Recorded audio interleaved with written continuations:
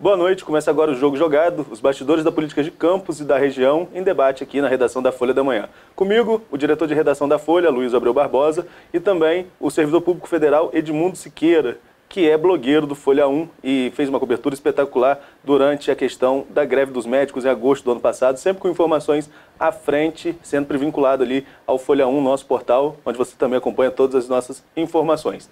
Hoje, no nosso bastidor de política, a gente vai falar aí sobre a questão do PT. Para quem não lembra, recentemente teve uma confusão ali entre o André Siciliano, presidente da Alerj, e o diretório do PT em Campos.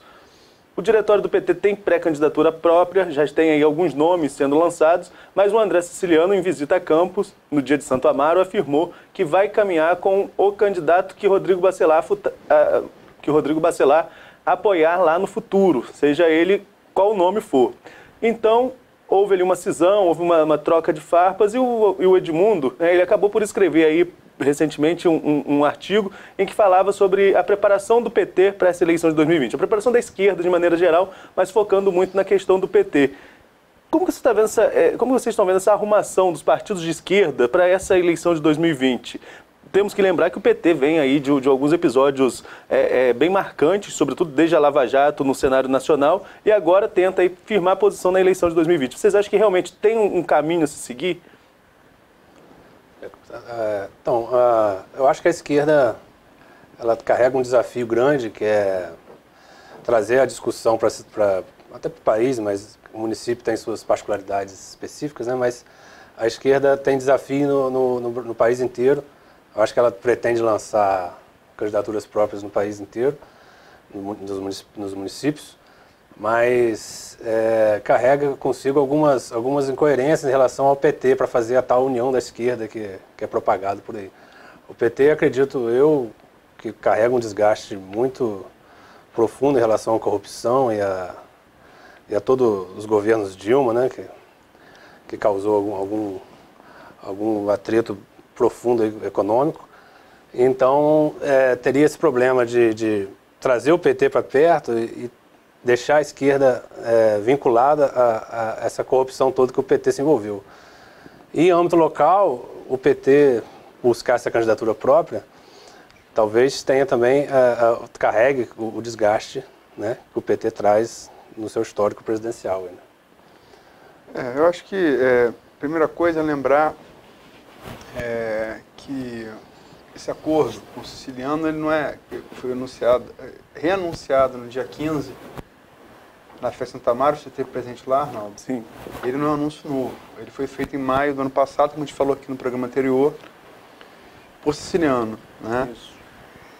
Só que a executiva do PT nova, ele reagiu porque ela não estava, essa executiva não estava nem eleita nem empossada naquele momento. Ela foi eleita e empossada no segundo semestre do ano passado. E a ideia é de convidar o Edmundo, além do trabalho que ele desenvolve, né, um opinador. Ele foi citado na entrevista por Gilberto Gomes ao Folha no Ar, feita na terça-feira. Tem resposta. O Edmundo, ele falou que o PT vai lançar candidatura própria.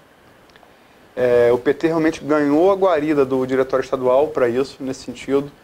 O que você falou, Edmundo, das cidades, foi definido até quantitativamente pelo PT, todos os municípios fluminenses, acima de 100 mil habitantes. O PT vai lançar a candidatura própria.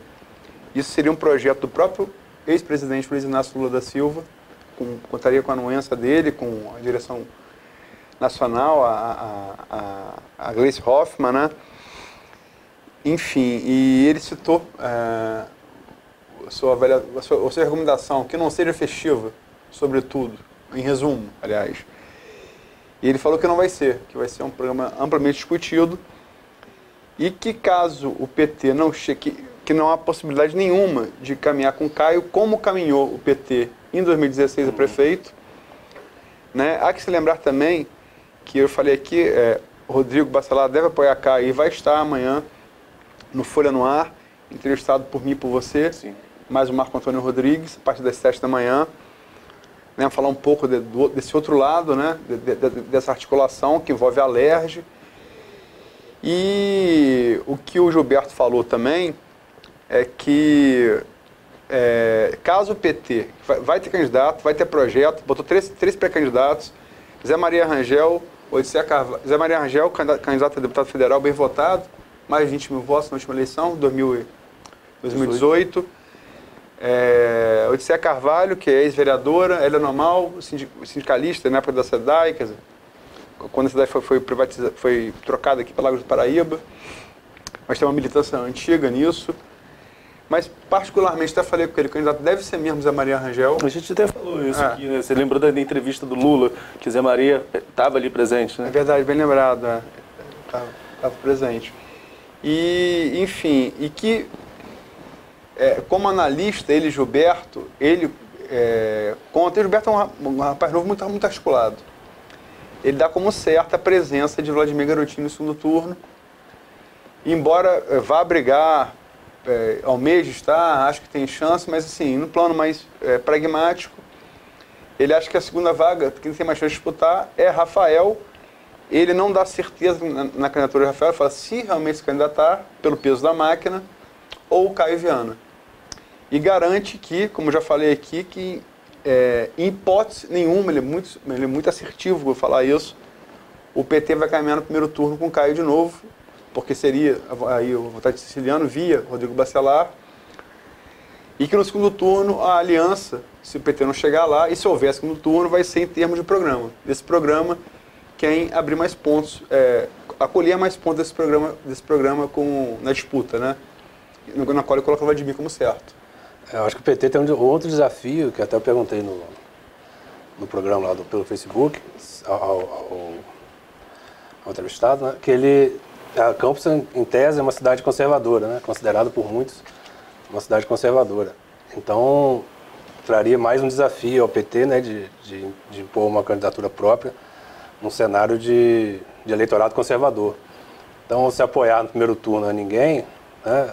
Não sei se carregaria já a chance diminuiria as chances do PT de trazer uma proposta para a cidade, né? Efetiva. Agora, o próprio conservadorismo, né? Está meio dividido também aqui em Campos com essa divisão de Witzel e Bolsonaro. Não só em Campos, acho que no estado do Rio de Janeiro. Isso também não vai ser um fator diferente nessa eleição de 2018, que o PT vem, como a gente está falando, tentar marcar território. O PT está tentando se reconstruir. Depois de todos esses escândalos que a gente já citou aqui no âmbito nacional, tentando se reconstruir nas cidades mais importantes. E essa novidade também do conservadorismo, que estava todo unido na eleição de 2018, mas agora já parece caminhar diferente. Isso também não pode influenciar no tabuleiro? O Gilberto Gomes admite na entrevista que Campos é uma cidade conservadora e que nunca elegeu alguém amplamente progressista. Ele faz uma ressalva a Garotinho Rosinha, mas cita também a trajetória Garotinho ideológica, que ela começa aliás, no PCB, vai para o PT, PDT e depois MDB, PSB, por último Patriota, do qual ele saiu e que Rosinha está até hoje. Então, ele acha que é difícil. Mas ele também fala outra coisa, que a esquerda de Campos vai trabalhar para uma candidatura única. Ele cita possíveis parceiros, o PSOL, o PCB e o PCdoB. Embora o PSOL, como eu arguía ele na entrevista, a Thalíria Petroni, na sala aqui em frente, uma entrevista que eu fiz com ela lá no segundo semestre do ano passado, tenha me dito que o PSOL pretende lançar candidatura própria. Embora o PT carregue o desgaste dos seus mandatos presidenciais, né, ele tem excelentes quadros, né, como você citou, os três que têm representatividade. Né? E acredito, aí a questão de opinião também, que o eleitorado de Campos é sensível a uma candidatura feminina. A Odisseia é um nome importante, o Amonal também é a questão sindical, Zé Maria, né, Rangel também. Então tem nomes importantes, não quer dizer que ele não vá, né, ter condição de disputar. Só digo que o PT deve ser levado em consideração todo o desgaste que ele carrega para fazer uma união progressista. Né? O PT, a esquerda tradicionalmente em Campos tem aí, vamos botar assim, 15 mil votos, 20 mil votos. Isso não elege ninguém, mas define o segundo turno. E esse peso, se for uma eleição equilibrada, como foi, por exemplo, a de 2004, como foi a de 2006... As outras não. As últimas eleições muito equilibradas que nós tivemos foram em 2004 e 2006. Num cenário daquele, o PT define quem ganha. Não. E aí, É lógico, o cara vai falar em programa. Mas aí, sem querer repetir o garotinho, mas repetindo, partido da boquinha, quer dizer, logicamente que vai também negociar quadro. Composição, né? Composição para quadro no governo. Não vão falar isso, mas aí é o que o Bolsonaro chama de velha política, né? E que está aí também. E também está fazendo. Também está fazendo. Não se faz, eu acho. No jogo jogado, né? É o que normalmente acontece. O ruim é quando envolve outros assuntos, não só o cargo. O que eu falo de não ser festiva lá no que eu escrevi é em relação justamente a essa base, a base marxista, né, de Gramsci, da parte que é um pouco alijada, eu acho um pouco separado do homem comum. O que é a minha crítica que eu faço, que eu acho que o Gilberto até falou sobre isso também, é em relação ao PT conseguir dialogar, a esquerda conseguir dialogar com o homem comum, ficar não restrita a meios acadêmicos, né? Então abrir o campo para poder uma discussão maior, porque eu acredito que ainda esteja muito restrita a meios específicos, a nichos específicos. Esse foi o grande segredo de Lula. Porque Lula e Bolsonaro, pode falar o que quiser, mas eles falam a linguagem, sendo bem vulgar no que eu vou dizer, mas é o jogo jogado, eles falam a linguagem do frentista de posto. Isso eles têm em comum. São duas lideranças populares, goste-se ou não, queira-se ou não, admita-se ou não, muito populares. Bolsonaro hoje é muito popular. Sim. E fala a linguagem do frentista do posto.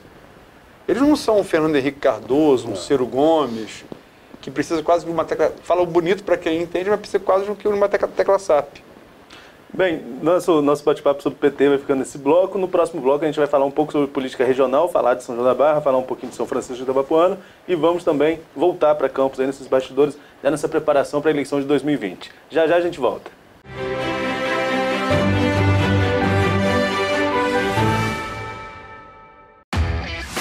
Toca música, notícia, informação. Folha FM 98,3. Chegamos trazendo conteúdo de primeira. Jornalismo, música e muito mais. Do jeito que a Folha faz. Nova rádio Folha FM 98,3. Sintonize. Compartilhe. Folha FM. A rádio que toca você.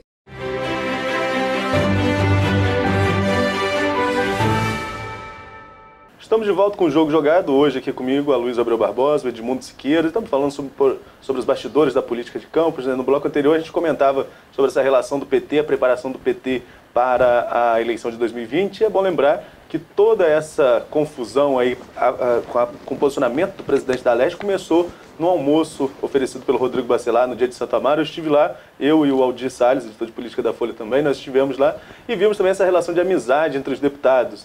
Teve um momento que estava todo mundo abraçado junto, Gil, Bacelar, Siciliano, Márcio Pacheco, líder do governo na Alerj. Então é uma relação muito de amizade ali entre os deputados. Então, toda essa preparação, e como a gente já citou aqui, esse posicionamento do André Siciliano não é novo, ele já tinha passado a gente na feijoada do ano passado, ele só reafirmou agora na festa de Santo Amaro. Só que dessa vez, como a Luiz bem pontuou no bloco anterior, o diretório do PT, o novo diretório do PT, reagiu e procurou aí a executiva estadual para tentar articular esse apoio do PT integralmente às pré-candidaturas que o partido tem para 2020.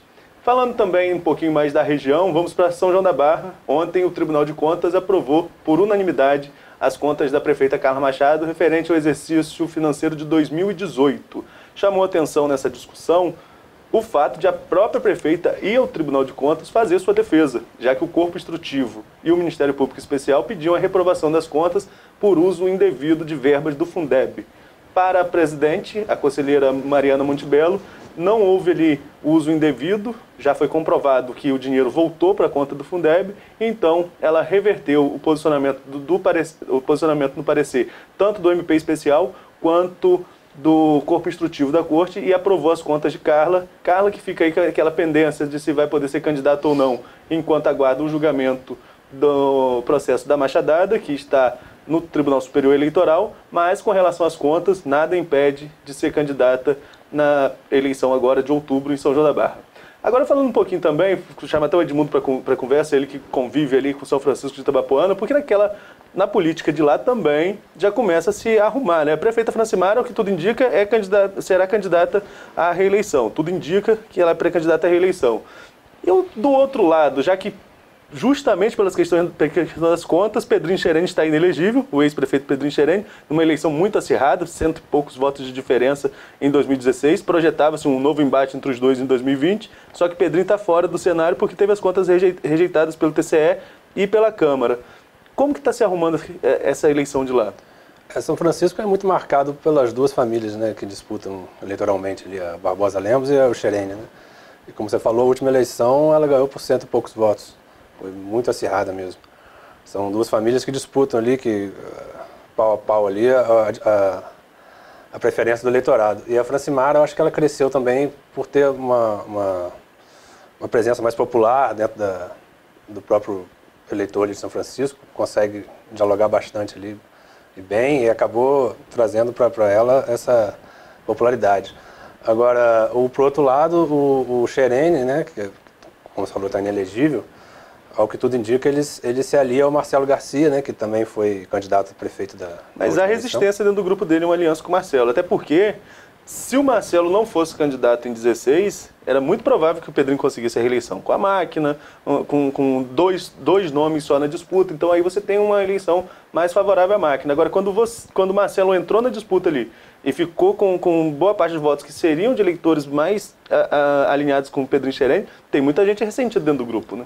O Marcelo foi secretário do Pedrinho, né, e ele teve um racha ali visível, né, e foi candidato. E possivelmente tenha sido fundamental para a Francimara ganhar, né? É muito provável. Agora, mudou o jogo. Agora ele se alia também, acredito, se for a aliança se concretizar, por uma questão realmente de pragmática, né? Porque a Francimara tem o jogo virou, hoje a máquina... Tem a máquina e tem, né, grande parte do eleitor ali, mostrou que tem capacidade eleitoral, tem capacidade de ganhar de novo a eleição, então é uma união pragmática. Agora, se é uma união que vai funcionar, a gente não sabe, né? Tem o Zé Renato também, falam-se no Zé Renato, você já ouviu falar alguma coisa? Como possível? Sim, o Zé Renato até foi ventilado lá que os três estariam juntos, né, num bloco lá para ver quem seria o vice, quem seria o cabeça de chapa. Mas, pelo que eu sei, pelo que eu acompanho, o Zé Renato teria se afastado. Teria ficado, realmente, o jogo hoje estaria com o Marcelo e com o Pedrinho. Zé Renato tem um desejo antigo de ser... Ele é cunhado do Pedrinho, não é isso? Cunhado do Pedrinho. Cunhado do Pedrinho Xerene, desde a época de seu Pedro, né, o falecido Pedro Xerene. Ele sempre participou. Sempre participou do processo e tem desejo, sim, de ser candidato. Quem tem desejo tem. Agora tem que ver como que vai ficar essa aquela coisa, né? eles são pragmáticos, né? Acredito que eles vão pensar em pesquisa, né? Pensar em quem está melhor, pensar em essas coisas. E para ganhar a Francimara na máquina, eles vão ter que, né, se aliar. Então vamos voltar um pouquinho para Campos, falar sobre a eleição também, que já está se arrumando para 2020. Nós tivemos uma entrevista recente, na segunda-feira, com o deputado estadual Gil Viano. A Luiz conduziu a entrevista lá no Folha no Ar, né, e o Gil fez algumas colocações. Logo depois você escreveu um texto sobre o Jeca Tatu, personagem do Monteiro Lobato, ali da década de 40, né, que representava ali o caipira, né, um ser mais cansado. Quem seria o Jeca Tatu do texto do Edmundo Siqueira? Então, faz referência, obviamente, até o título, né? A posicionamento do Gil, chamando o Caio de preguiçoso, né? Eu quis fazer uma analogia, não estou chamando o Caio de Jeca Tatu, não, mas ligar o político preguiçoso, né? O político que não se dedica ali à causa da cidade, falando em prefeitura, né? E traz os malefícios que traz uma imagem caricata de um Jeca Tatu, de uma pessoa que estaria só presa ao seu mundinho e preguiçoso. Então fez o link aí com o Gil chamando o Caio de preguiçoso. Né? A analogia é essa, né? Não foi coincidência. Não foi coincidência. Nietzsche, essa frase de Nietzsche sempre... Não existe coincidência. Coincidência não há. Dizia sempre isso, filósofo alemão. Mas você concorda com a classificação de Gil? Eu não posso chamar Caio de preguiçoso, porque eu não acompanhei a trajetória dele, mas acredito que ele se mostra, assim, a pessoa... Aquela coisa, ele não quer falar se ele não está aqui, ele não quer falar ele não explica isso, né? Deixa o pai falar por ele, muitas vezes, tanto que o pai, respondeu a Gil. Respondeu a Gil, foi o pai, e fica... Só fala com assessor de imprensa. Só fala com assessor de imprensa, fica longe da cidade, aparentemente volta só em época de eleição.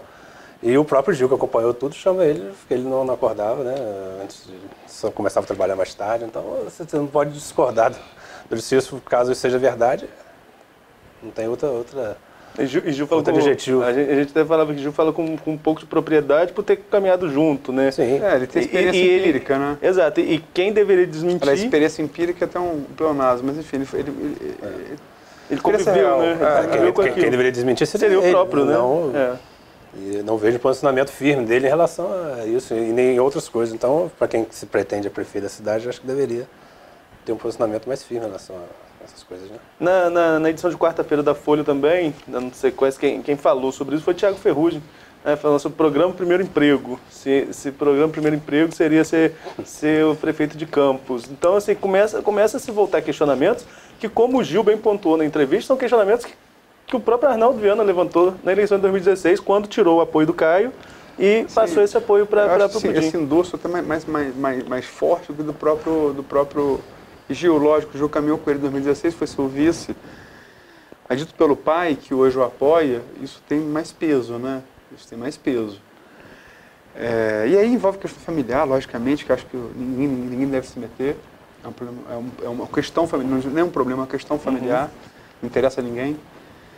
Né? Mas foi dito, né? Foi dito em entrevista, foi dito, então está gravado, está publicado, mas inclusive reforçar o convite ao pré-candidato ao Folha no Ar, né?